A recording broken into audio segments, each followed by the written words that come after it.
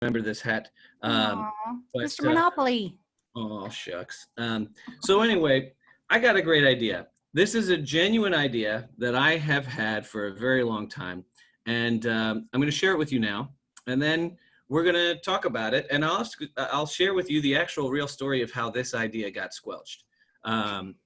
So I came up, as this enthusiastic young lady says, I did come up with an amazing new idea to prevent auto theft. You know, everybody remembers the club. You put it on the steering wheel and nobody's going to run away with your car. However, when somebody really wants your car, there's lots of methods to still take that car even with the club. So I thought, well, what is one thing that you need to have in order to steal a car or drive a car? It's the driver's seat, right? Huh? All right. Now everybody's getting excited. Just hold on. Let me. That's right. That's right. So the driver's seat. So we now have, automated seats, and you can have a memory button on your seat when you lock your car, when you get into it. So wouldn't it be great if when you step out of your car and you hit your remote and you go whoop, whoop, and you lock your door, the seat automatically moves all the way forward, and the back of the seat folds up into the steering wheel and locks in place. Therefore, anybody trying to steal your car, if they can't move the seat back to sit down, they're not going anywhere. And that, ladies and gentlemen, is my auto theft idea. Now, all right. So Danny, didn't you present that to, he presented to the committee, right? Oh, that's the wrong order. Here we go. So Danny's, a lot of times we have these ideas and this is the reaction that we get. Did you have any people that squelched your ideas inadvertently, or maybe vertently? Is that a word? That's interesting. Yeah. But yeah, initially, so a swing and a miss, an initial idea, and then folks start to poke holes, ha ha ha, ridiculous. That's my favorite. And then, there's no time or budget or new ideas. So, feel free, everyone, to any ideas. What does everybody think about that idea? What if when you turn on the car for you to get back in, what if the seat doesn't move back? Like, what do you do as the actual driver? That's a good point. Good point. That's a good point. Yeah. Oh, that would set me back. I'm not sure how to handle that. I mean, maybe I have like a little manual key that's in the trunk, like where your tire iron is, and it's a manual key that you can go in underneath the seat to unlock it in case it doesn't. That's good. Yeah. That's a really good point. Thanks, Lulu. So yeah, great. There's like just an automatic response with most people, myself included. As soon as someone says something new, hey, here's an idea I have. Like Danny said, we want to poke holes in it. Well, what about this? What about this? What about this? What about this? And we don't mean any harm in most cases, right? Or we're trying to help because we get excited, like, oh, this is cool, but this, but that, but this. But quickly that can actually turn that person off. Like, oh, okay, maybe this was a terrible idea. Oh, well, I give up. Right. I think it's probably happened to all of us. And I've been on both sides. I've been on this bench here. Oh, am I not sharing? No, you're still sharing. Mm-hmm. Oh, okay. I'm so paranoid about it. Where I've done the same thing, where I've kind of shut down people not unintentionally by just a couple of words that maybe, that's not good. That's not a good idea. That's not cool. I've also been on the other side of the fence. At my last job, I proposed agile puppet shows, quickly shot down. And I was so excited to like start creating puppets to do the shows. But as soon as it's like, oh, that's unprofessional, I just abandoned that. Just think where I would be now, Danny. Yeah. But Joe, you bring up a good point as well in terms of people saying, we've said poke holes, but a lot of times a real innovation squelcher is usually, you know, it's a wolf in sheep's clothing, and it's unintentional a lot of times. So a lot of times when we hear an idea, something that's new, we are trying to offer help, actually. You know, our feedback is designed, or we think we're offering help, but it's not always the case. So the real life story of this idea was I had this idea when I was in college. I was really excited about it, and happen to be a huge Jeopardy fan. I don't know if anybody else is out there. And there used to be an ad at the end of Jeopardy for like an inventor hotline, that if you come up with a great idea, you call this hotline and they help you with your idea. Well, I told my dad about my idea and that I was going to call these people, and he goes, "Oh no, you don't want to do that. You can't do it. They're going to steal your idea, and it won't be yours, and you'll end up with nothing." And I was like, "Well, I'm going to do it, you know?" So I actually drew out all these plans, and I got on the phone and I called, and as soon as the guy picked up, I freaked out and I hung up, and I never called them back because of my dad saying they're going to take advantage of you.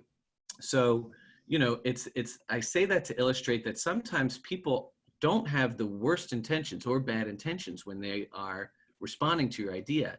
So it's up to us, when we hear a good idea, to really factor in what the comment is designed to do. And then when we have a great idea ourselves, understand, what is that idea trying to do for me? Because really, so what? I think I had a good idea. If these people help me get the idea and I get 15% of whatever the patent is, that's probably still not bad, right? Absolutely. Thanks, Danny. And let's be honest, some ideas aren't good ideas. And we want to, like you said, your dad wanted to help you, but there's effective ways to help you understand, hey, is this a good idea? Should I bring it forward or not? Rather than just using some of these phrases that are typical. So hold on.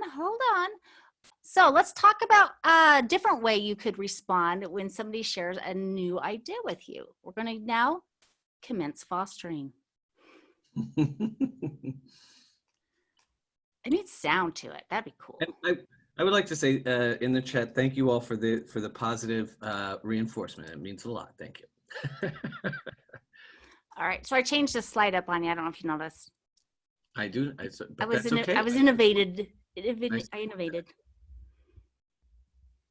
I guess what I would usually do is saying, like, I like that idea, like, say some sort of like compliment to it, but then also suggest like something to work on with it. So that you're like encouraging them, but also like promoting something maybe better.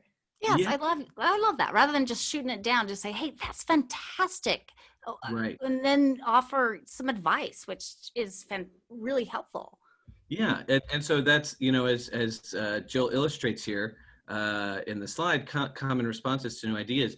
There's a classic improv game that is sort of an improv one-on-one when learning, and it's actually called Yes and so it's about learning to accept the idea and then build on it. And not every idea will continue ad infinitum, but it's a great practice in learning or training yourself how to be more supportive or think forward. So in this slide here, and I will open the forum up to everybody here to yes and the auto theft idea. So Lulu, not to sort of pick on you, but you came up with a great example of no but when I came up with the idea. No, but what if it locks and you can't drive your own car? So if you guys are keen to it, who has some suggestions on yes ending the auto theft idea as an exercise?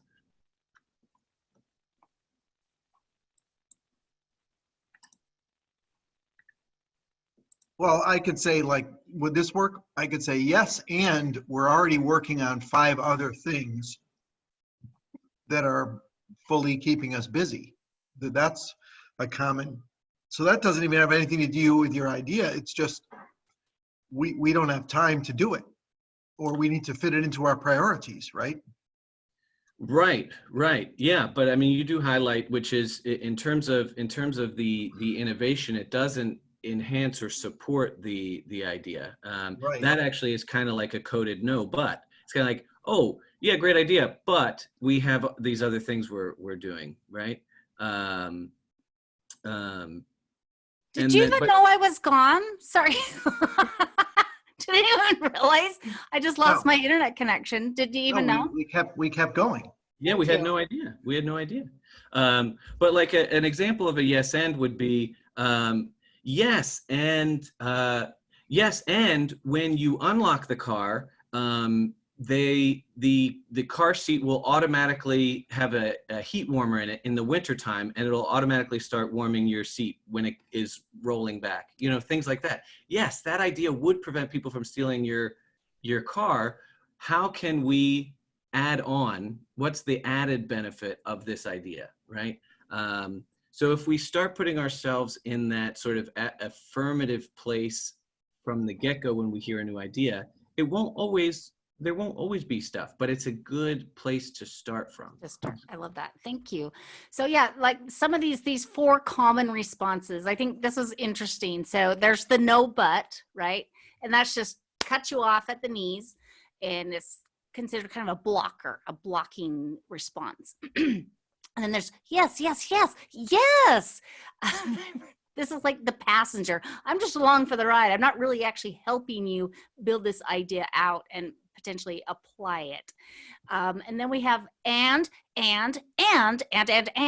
Then I'm suddenly taking over your idea and I'm driving the bus. Right? Mm-hmm. And then like Danny said, here's where we would like to be. This is really generative. This helps that person. It's kind of a coaching role, don't you think, where you're helping them pull out additional ideas and points to affirm. Do we want to do a little yes and exercise, Daniel? No, I think we could move on to the viewer mail. Viewer mail. We need a song. Viewer mail. Viewer mail. Yes, and I can play the air guitar while you sing the viewer mail. Viewer mail. All right, we got this great letter from Kevin in Seattle. Dear NextUp Solutions, why do we tend to squelch new ideas? What is going on? Well, Kevin in Seattle, let's dig into some of the psychology behind that. All right, so here's some possible reasons, and I would love other input and ideas from the rest of us here. Here's some few things that I came up with. First of all, this little quote, who does not love Brene Brown? Love her. Vulnerability is the birthplace of innovation. If we want to do something new, you have to make yourself vulnerable, right? That's scary. And we tend to not want to be in that. Oh, we did lose Jill's internet again. So I'm actually I'm gonna pick up until she comes back to connect this to. Oh, Jill, we did lose vulnerable. It makes us uncomfortable as well. Oh, sorry, my internet is not doing well today. It's sick. I think it has the COVID. Oh boy. Take it away, Danny. Take it away, Penny.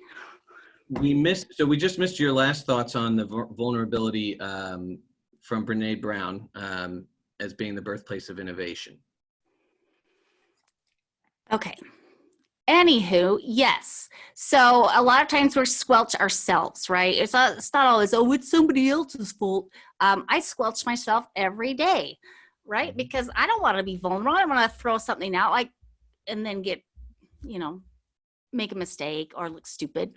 And then this bullet point here, I thought this was interesting. The human desire to reduce uncertainty. We like things to stay the same. It's kind of a survival instinct, I think, from back in the Stone Age, right? Where we want to assure that everything's going to work out and we're going to be successful. And, a lot of times when we're trying new things, there's a big chance they'll fail. And a lot of it's, reframing that failure. Awesome. Oh, sorry, I'm seeing little messages from Mary. Reframing failure as a learning opportunity. A lot of times, ego, right? and I don't think hopefully this doesn't happen too often, but when someone comes up with a good idea, maybe there's a little piece of us who's jealous, and we intentionally like, nah, that's stupid, that will never work. I wish I came up with that. And this last one, the imposter syndrome. What's the imposter syndrome, Danny? You're a man, you might not be familiar with that. Just kidding. Oh boy. So no, imposter syndrome is very real, and it does speak directly to vulnerability. One of the things that Jill and I talked about, and we talked about it in our last meeting before we plan these webinars. We get together and we brainstorm and we end our webinars, and we actually were just talking about we should record them because there is a lot of incremental yes ending and new ideas and bouncing things off. And one of the things that came up in that is, when we were talking about innovation, is imposter syndrome is if you have a background in a different field, or let's say a lack of what we would call traditional experience in something, and you find yourself in the middle of it, you might have imposter syndrome, feeling yourself not on the same par or with the same talent or tools that other folks have. And so that just by nature creates self-doubt. There's a lot of stress associated with that. And that's a real innovation squelcher. And when we free ourselves from that, it really enables us to contribute in a bigger way. We were talking about, I had watched a show called Netflix, or on Netflix, called Grand Design. On Netflix, called Netflix. Watch the whole thing. Netflix. I watched the whole thing. It is March 145th after all. Right.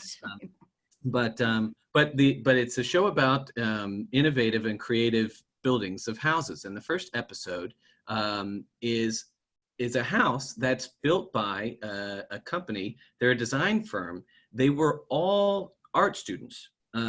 They all went to the Royal Academy of Arts, and yet they opened a business for building houses. And the whole episode is about seeing their first build. A couple who hired them took a chance on them and said, all right, you've got this new idea for house building. Let's see if it works. And in regards to imposter syndrome, that's a really interesting thing. They overcame that to say, well, we don't build things, but we design them on computers, and let's see how it works. So you can bring your talents from other places to an area where you might feel like you don't belong, but really your ideas belong, absolutely. Thank you. I remember that conversation we had where it's super cool when you do have somebody. So let's say you're in IT and maybe we're an actor, just spitballing here, and you come, weird, I know. You come in and think, well, that doesn't seem like a good fit. And yet, oh my goodness, you have a completely different mindset that maybe the people who were all the same didn't have. And it's so amazing to hire people from different backgrounds, potentially, who with different roles than you guys have, because even just this webinar itself with Danny's diverse background has made it way better and different. And you brought ideas that we never thought of.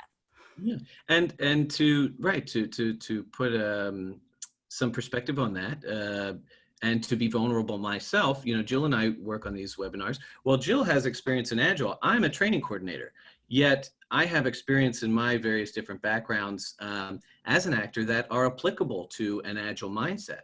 And so there are ways of thinking or exercises that I've encountered in a completely different field that are applicable to what we do. And it's through, overcoming an imposter syndrome or being vulnerable that allows that to happen. I was going to say, Jill, when you were freezing up a little bit, to tie vulnerability back to yes and, to say that when we are vulnerable, when we have an idea that we're not that sure of, it doesn't need to be a fully fleshed idea. But if you have faith in it, then you suggest it. And if you're in a supportive and constructive environment, then your idea will grow when others are yes-ending your idea. So you could say, I'm not really sure if this is an idea. I'm not really sure if this is an idea, but here you go. And then, you could have somebody go, yeah, I see where your potential is at. Yes, and then we can incrementally grow a kernel of an idea to a much bigger idea. Oh, thank you. I didn't think about it. It's not just making the idea better. It's like building you up a little bit or reassuring you that, hey, you're going to be all right, little buddy. Yeah. Yeah. Which we all need that. Thank you. Oh, fantastic. All right. So this is a conversation here. What or who is blocking your path to creativity? Let's just spitball here. If we can just shout out some stuff, put some stuff in the chat. What do you think prevents you from doing more creative things, ideas, or trying new things? Okay, hold on. And go. Fear of judgment. Fear of judgment. Absolutely. Thank you, Scott. What else? Barrage says environment. Environment, absolutely. Oh, what do you mean by that? Oh, like the people around us?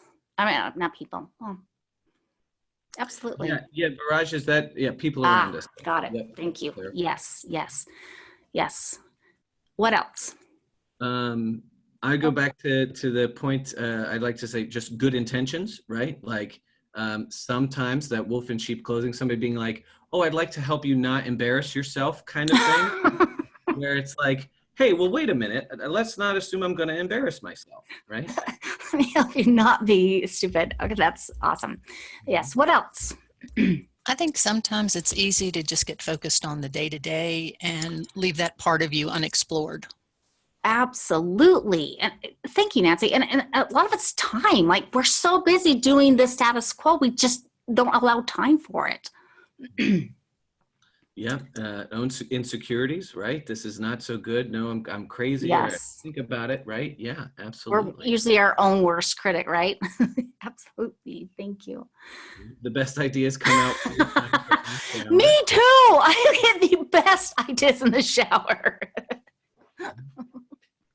What else? What are some other things? This is fantastic. And that quote too, Jill, the most dangerous idea is silencing people. Again, self-reflection. If I silence myself, then the idea never makes it, like if it just is all up in here, then of course it's not going to go anywhere. Absolutely. Absolutely. What's some other thoughts?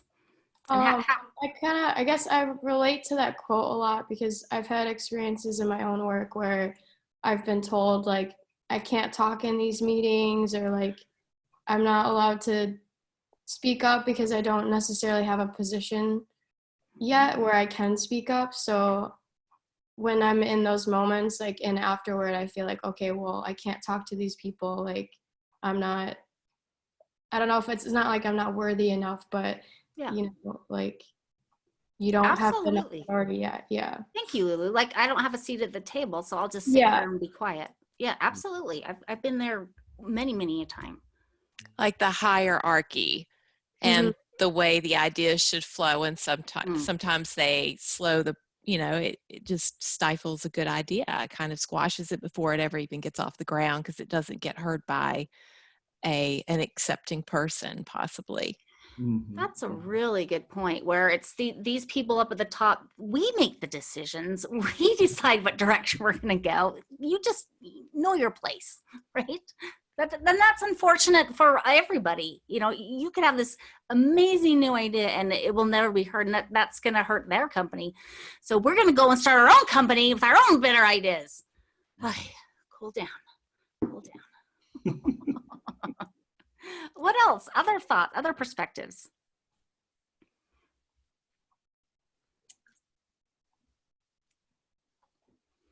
All right. Yeah, just keep shooting them out. Mary, thank you. That's interesting. Perhaps we get comfortable with our place. Yeah. And then it's, yes, sorry. This is, yes, I'm comfortable just being the person in the back of the room, not saying anything. This is what I'm used to. I don't want to put myself out there, and cool beans, I get paid either way. So it's not easy. Like just to say, oh, just go, propose all these new ideas. That's easier said than done. Yeah. And I think too, it falls into that, feeling comfortable in the totem pole obviously encompasses a lot of things, but I think going back to the vulnerability, and a word that we haven't said at all, which I think is really crucial, is fear, right? Fear of failure. Right. That's one of the things that we as humans, we don't like to recognize that or admit if we're afraid of something, right? We're supposed to be brave. We're supposed to be courageous. And not addressing fear, we think we are being courageous, right? But I think that sometimes we don't speak up. If we are in those lower positions on the totem pole, we speak up. We don't speak up out of fear. And then in that instance, what I think of is challenging that idea of what am I afraid of? What is the outcome here? Especially if I'm in the low end of the totem pole. If I don't say my idea, then it's status quo and I'm not happy what I'm doing. If I do say it, maybe I get yes-ended and it goes up. If I do say it, maybe it doesn't get supported, but so what? I had the idea and I stood up for myself, and maybe I can apply it somewhere else. You should have tried. Oh, thank you, Danny. That was wise. All right, so here's a couple of thoughts, which I think we've already talked about some of these. Acknowledge, celebrate acts of innovation, even if it's small. If someone comes to you and said, hey, I want to incorporate puppets in our next webinar. Great idea. Jill, I support you. I want to use my puppets, Danny. Let's do it. Sorry, I used to do, puppetry back in the day. And I got this awesome puppet, Oscar, I want to use. And then again, if you, in your business, you have to carve out time and pay for a certain amount of ingenuity, knowing that some of these ideas will never come to fruition. A lot of the best companies in the world, like Google, they give their employees X% of time to just work on whatever they want, right? And just to explore the outside of the boundaries to find something amazing that nobody else had ever thought of. So that's really important. In fact, I was doing a training, and it was a group who was brand new to Scrum. They just started doing it. And they were very concerned that, hey, we have this regimented, all these meetings that we're supposed to attend, and we have this cycle already planned out. There's no time for innovation. And I think it's critical that you actually carve it out. It doesn't just happen naturally. If I'm booked 8 hours a day, oh, we'll just do that on the weekend, Jill. No, it's not going to happen. And then I think we talked about this before.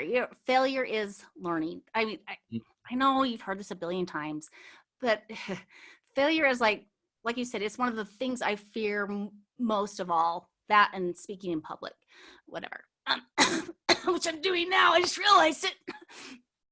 So again, the best way to learn is to try it, fail, and then iterate and change and improve. Mm-hmm. And this is what I thought. Like, I don't know, it's a stupid example, but my puppet example, as soon as I was told, it's unprofessional, I just say, okay, and I just gave up. I should have maybe made a puppet, maybe just try something really small and just doing a little experiment and, I don't know, to vet it out rather than just throwing out my puppet stuff. Yeah, and we touched on that a little bit earlier too. Need a better idea to reinforce that and say yes, and the small incremental ideas. Starting with something small can be a really great way to test an idea and give yourself the permission or courage to try a new idea. It doesn't have to be a big. I'm doing puppets in the next webinar. Well, come on, let's do it. Okay, I'm gonna try it, and you guys tell me if it's stupid. Okay, cool. All right, so we're great timing. How about we do our little exercise? Yes.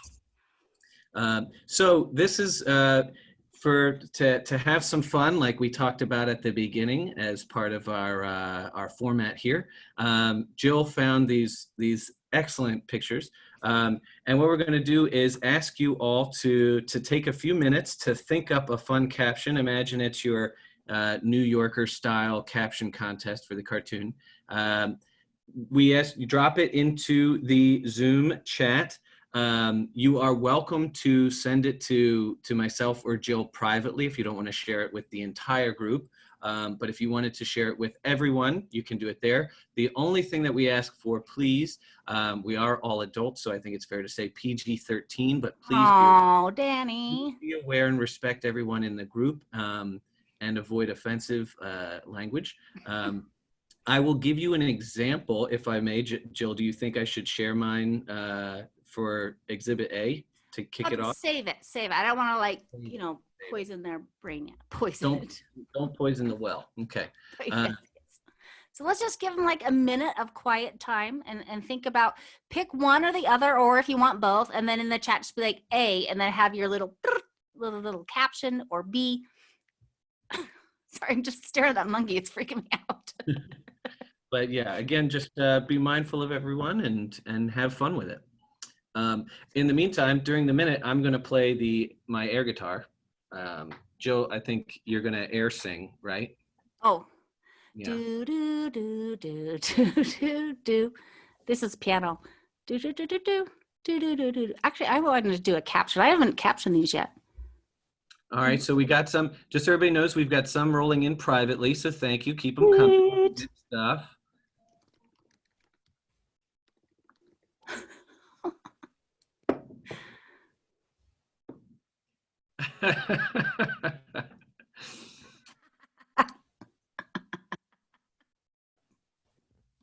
That was a good one. Yep.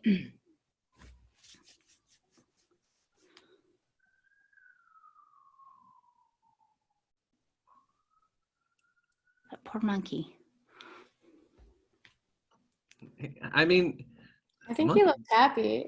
he looks happy. Yeah, he looks happy, right?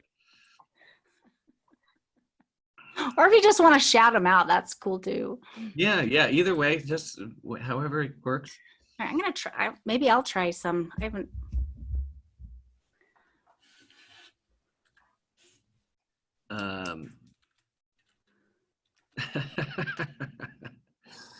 Oh, that's good. So here we go. We're gonna go. I'm gonna go ahead and read some out that were privately sent. I've got for B, for our monkey friend, low cost facelift. And we've got for B as well, I said smile. That monkey, he's having a bad day. And Smile, dang it. Dang it. I also got, let's see, I've also got for A, whoops. And then we see for A, and I always thought there was nothing between their ears. That's pretty good. I like Wait, that I don't one. get it. Wait. Those are the brain. Oh, that's clever. Okay. Why is only one of the eggs crying? That's a good question. Put it in a caption. I love this, Lulu. Oh no, Jerry exposed himself. You have issues with your tissues. And then from Scott, I thought it was supposed to be the chicken that crossed the road. It's the egg, get it? That it's multiple levels. The one thing I'm thinking about looking at this monkey is I'm thinking he must be thinking, why does this guy have 4 hands? How does this like what is that about? What's happening there? How many people are in? Yes, thank you. I didn't right. even think of that. What is this And I'm gonna give this is my the clown squad. Thanks, Mary. There's a joke with the Kardashians. I'm not sure what it is, but I have to noodle on it. there you go. I'm gonna give you I'm dropping my A comment here into Okay. That was Jill sent these to me last week, and I saw that image and said, that's a little egg Hamlet there. Oh, that's like a whole, now I see, yes, and now I see a whole version of Hamlet done with breakfast foods. Like Ham. Hamlet. Hamlet. That is, let's do it. Webinar. Let's do it. Jill, thank you for yes-ending my idea. Oh, you guys are such good sports. This is a great Friday. Thank you. All right. So if you think of any others, please just continue to pour them in. Yeah, we finally have extra time for Q&A. Usually I end up talking too long. So let's just open it up, talking about innovation, talking about any Agile questions that you have or insights that you would love to share with this amazing group. Jill, you know what? This actually is going to bring Yes, something Daddy. into the conversation that we hadn't talked about yet with innovation, which is permission. So, as an alternative to yes and no but, I was going to say, before we open up to Q&A, do you mind if I just sort of wrap up the NextUp Solutions part of it, and then we can go into more of a free form Yes, sorry. No problem. But yeah, I think that's an interesting thing too, is that in order to foster innovation, asking permission, there's never, ever, ever a problem with asking permission. What do you mean by that? Sorry, I'm not following. Like for instance, you said, let's have a Q&A. Instead of being afraid of squelching your idea and being like, no, I want to talk about this other thing. I could say, yes, let's get that, but do you mind if we talk about this other thing first? Oh, do you mind if we move on to Q&A? Oh, thank you. Yeah. I did not know that. I think there are relevant times when permission will help to engender innovation. But yeah, before we move on to Q&A, with your permission, Jill, just to say, Jill has posted a slide up here. As you all know or may know, having come to us into the webinar, we are an agile training organization. We teach Scrum, certified Scrum Master, certified Scrum Product Owner, advanced certified Scrum Master, advanced certified Scrum Product Owner, as well as Kanban. Jill is our Kanban trainer, our resident Kanban trainer. So you can see a list of upcoming classes. You can see all of those classes in the link I provided in the chat. Also, Jill has it up on the slide. So please feel free to check us out. Come to one of our public trainings. They are delivered live online, similar to this format. If you have any questions about the trainings, feel free to speak up now. But I'm also going to drop in an email for you to email directly if you have any questions. Oh, okay. And our next, actually, we had a little bit of a change for our next webinar. We're going to be next time, I think it's in 2 weeks. Well, that's going to be TBD. May I interject? Oh, yes, please. Sorry, I got to practice that. With your permission, Daniel, we will discuss that later. That's right. Yeah. So we do have a webinar scheduled August 5th, Wednesday, August 5th. The subject of that may change. As of now, it is posted on our website as how to get more done in less time, but that topic is subject to change. Right. It will still cover that. We might just might want to put something in, given the climate and the interesting place that we're in as a world. Because so there you go. Cool beans. Questions, thoughts, comments. If I'm bad at this, help me use words good. Okay, that's a start. What are you trying to communicate? I'm trying to ask for permission for people to share their insights. I think in this case it could be an invitation in saying, you all are welcome to ask any questions or add comments now. This is just going to be just more of a conversation for the next 10 minutes.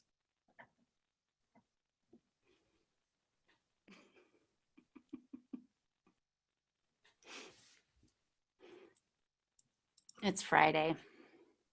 Oh, how about we ask them a question for this? We're curious. Do you prefer your free webinars on a Wednesday or a Friday? That's a good question.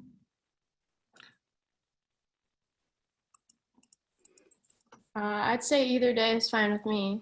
Doesn't matter. Okay. Yeah. I've had a bunch of, oh, cool. Got some back and forth. I guess it looks like, Joe, we have to have free webinars every day. That's a lot of work, guys. That is a lot of work. They're like my favorite thing, though. They're so fun because we get to set the agenda.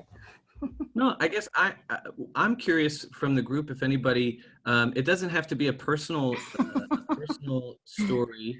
Does anybody else have an example of innovation that they've seen, whether it be my Netflix television show? Have you seen anything lately where you're like, that is a great example of innovation? I heard of this locking car seat that sounds fabulous. Thank you, Nancy. Thank you very much. You really are bolstering my confidence here. I really feel like I should pick this. Wouldn't it be funny if someone like took that idea and just ran with it, and like next thing you know, you're like, dang it. Well, I thought about it. giving that it's a real example. And first of all, we have it recorded, so that's good. I got that going. But hey, I'm happy to team up with anybody. Let's share the work. Or share the wealth, I guess, because it's a $1 billion idea. But yeah, any other examples of innovation? Did you know that I had the idea for vitamin water 20 years ago? I did know that. And Ralph shot it down, Matt. He shot it down so hard. Yeah. And next thing you know. And you know what? That's actually, Jill, that's a great point. How many times have we all had a thought, an idea of something like that, and gone, man, that's a good idea. Somebody should do that. And then 5-10 years go by, and then somebody did it. And you're like, son of a gun, I thought of that first. And what happened? Because you didn't speak up, or, You know what? You're right. Yeah. I think we should just end this now, and we're going to take the next 8 minutes and everyone do something innovative. Even if it's just doing a meme, doing something small, it's very rewarding. It's fun. And then share it with the rest of us. Send us an email.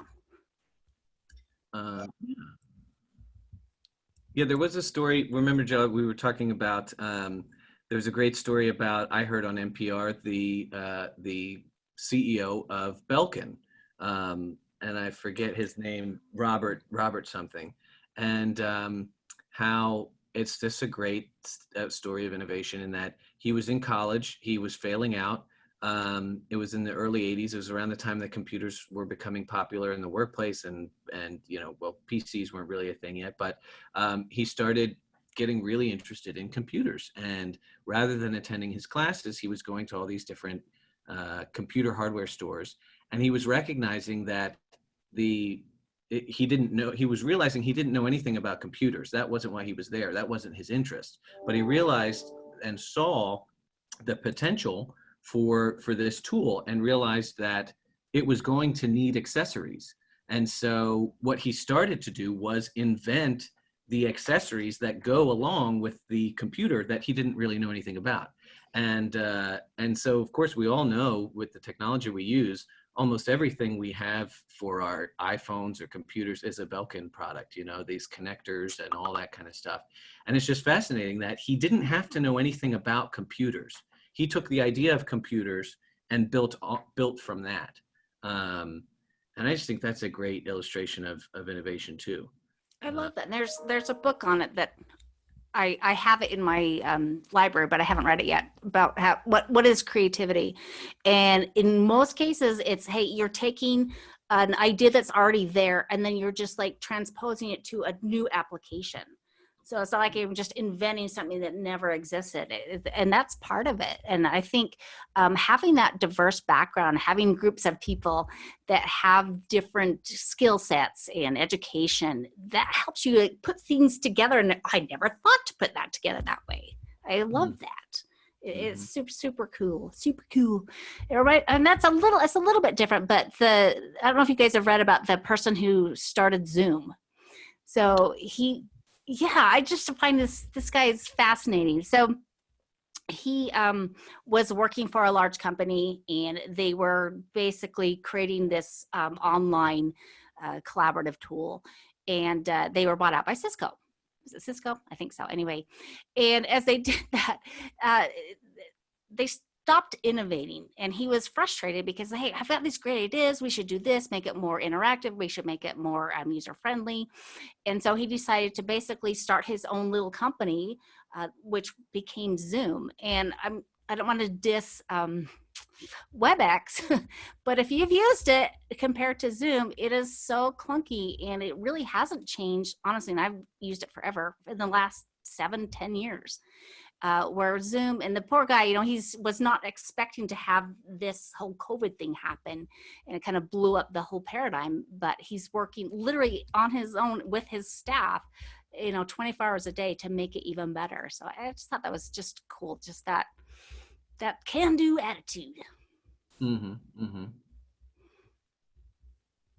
you go. Well, and another thing about innovation is that I would say about 5% of it is the good idea, And then like 95% of it is executing it and getting it done. You know, I mean, you can think of the folding car seat, which is in itself an amazing thing to think about. But then think of the effort it takes to carry that out and bring it to market. How much of the reward for that is because of the idea, and how much of the reward is because that person actually got it done. Thank you. That is a really good point. I come up with these ideas, but then like, there's so much work though. And that, you're right, that's divides the people who just have ideas and the people who actually do something with it. Our lovely CEO, Steve, I see you as an innovator. Do you feel like, Jill. But I do think that the problem is you get so many ideas, but to execute an idea takes about 10,000 times the amount it took to think of it. So then if you think of the ratio of that, if you adopt even, 10 ideas every year, you don't have enough capacity of people power to actually bring them all to life. Right. So what do you do? How do you funnel them through? Yes, That's the problem. Absolutely. And I hate to invoke agile, but that's where you get your list together, right? And then you prioritize one to the other, throw away the stuff that you don't think adds value. And that's a really good point. Narrow it down, pick the one or two that you think is going to be. And if you had a transparent backlog, Jill, that everyone could see, wouldn't that be a good idea? That's what I'm trying to get. Yes, that's a brilliant idea, Stephen. Well, thank you. I feel like you heard me say it, and I'm glad that you heard me. I hear you. I value your input. We have fun here. All right, so I'm really gonna do the puppet thing. I'm doing it. Yo, let's do it, man. So when I was little, for my 8th birthday, our neighbors, they made me this big puppet stand, and so I had a huge neighborhood with lots and lots of kids. So at least once a week, I would plan a puppet show and charge them a dime. I know, like, gotta make money. And they would come and they would watch my puppet shows. And it was just a delight. And then somehow I just stopped doing that. And I felt bad for my younger self. She would be disappointed in me. Mm-hmm. No, good for you though. So another good illustration. And if you do have an idea, if it's initially squelched, but you still have it and you still have passion for it, you can pick it back up. You can pick it back up. But is it dumb? No, dude, puppets. I think, yeah. I think it would be a good video. Like, you think so? Like, I want to do agile. Well, that's not good. Okay, I gotta practice. Sorry. It could be your intro video to these. You could do a little 1 minute, 2 minute. Oh, that's a great idea. Thank you. We did, because like we did in the Zoom thing, Dan. That's right. And that's excellent, guys. Great. Yes, ending. Yes, end. Awesome. Fantastic. Thank you so much. Wow, it's 1 o'clock. Well, it's 1 o'clock. What time is it here? -2. Carry the 4. 11. 11 o'clock. Yeah. But yeah, everyone, you've been Lulu, it's what? It's only 10 there. Lulu's on the West Coast. The West Coaster. Mm-hmm. Oh man. I have my coffee still. Yeah. I mean, hey, it's Lulu, it's 1 o'clock, and I don't know if you can see it, my mug disappears. I'm still drinking coffee too. I've had no caffeine. I just woke up. Good. Tenny's like, I know, I can tell. But no, just you may have seen in the chat here for those of you still on, Mary had asked when the next when the next webinar is. And again, it's scheduled for Wednesday, August 5th. We are always going to do these during the lunch hour for now. For the East Coasters. During the lunch hour for the East Coasters. That's right, Jill. Sorry. And yeah, the scheduled topic is how to get more done in less time. But we are developing a new webinar that either might replace that one or be shortly after. That's going to focus on sort of an educator's workshop and how to actually use these online tools for live online learning. So that's going to be fun. That's going to be led by Jill as well, and that is coming down the pike. But we're not sure exactly when that will be. Sorry, Mary. Canva. Thank you, Danny. Canva YouTube. What is that?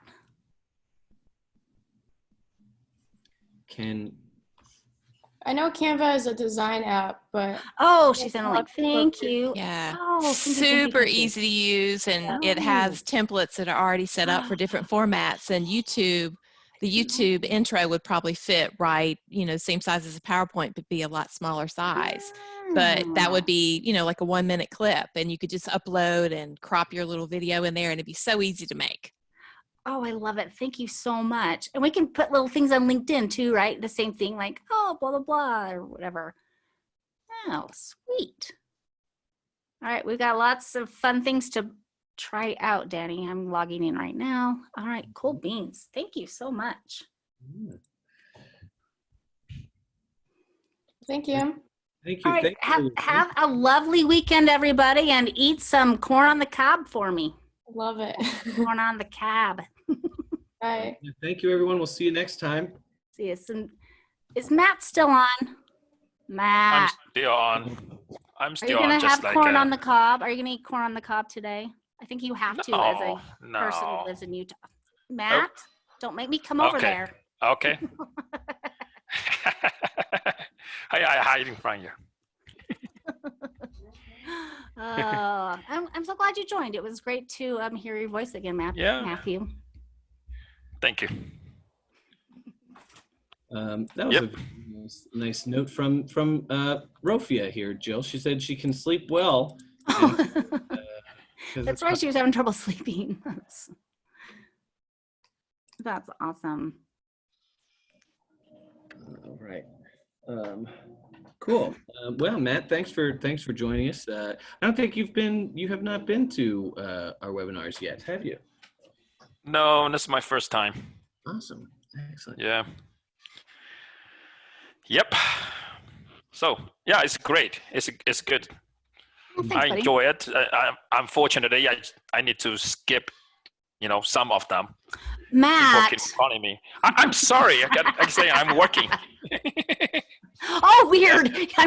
Oh, yeah. I guess you do have to work. Yeah. I guess I should probably do some work as well. Yeah. I think that's a good excuse, right? Yes. Absolutely. Absolutely. Cool beans. Yep. Crazy world. I tell you, dude. Yep. Good to hear from you again. Good to hear from you as well. Take care, buddy. Hey. Talk to you later. Bye. Bye. He was a developer at Optum. We worked together. Oh. In fact, he was on one of my Scrum teams. A nice, funny guy. We have Optum something for like our FSA or HSA or something. Hey, that was great. That was a great webinar. That was fun. You're so articulate. Yeah, thanks. I get all like, know. oh well. Sorry. I wasn't. You brought it. Thank you, because I just was not feeling it today. You did fantastic. Well, like you said, I mean, I think, and like we had talked about the other week, is that I was passionate about this topic. I felt like I could contribute to this topic, and I also think that just still processing and getting over my own imposter syndrome and blah blah blah. But today felt really good to just to pick it up and run with it a little bit more. Well, I loved how you were just spitballing, like, oh, let me tell you a story about Belkin. Then someone's like, oh, I have a Belkin product. Like, very engaging, very thinking on your feet. Well, I think a lot of it has to do with how in our planning session, and just really thinking about treat these webinars like we would the planning session. Yes, how we're going the back and forth and just no bad ideas. Right, Yeah, right. And it's all open for discussion, and that and the point is we're not. I think one of my fears early on was that these webinars are coming from some place of like, authority or subject matter expert, which, I mean, yes, certainly. And your experience. Yeah, right. Yes. But yes. And they can also contain well, the other perspective, right? My perspective, which isn't necessarily agile, but could still be constructive. It's the human I mean, Agile's easy to learn, dude. There's nothing really hard about it. It's all the people stuff that makes it so hard. And that's Well, hey, what I feel you're like. still recording. Oh, shoot. And I love my job, and Hunter's.